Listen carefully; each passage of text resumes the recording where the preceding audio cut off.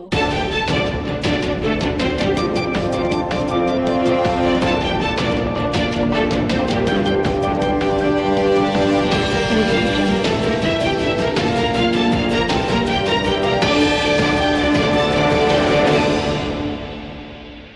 ગુજરાતની જીવાદોરી સમાન સતલાસણા તાલુકાના ધરોઈ ડેમમાં પાણીની આવકમાં સતત વધારો થતાં આજે બપોરે ડેમના 8 દરવાજા ખોલવામાં આવ્યા છે, જેના કારણે સાબરમતી નદીના કાંઠા વિસ્તારના ગામોમાં રહેતા લોકોએ સાવચેતી રાખવી.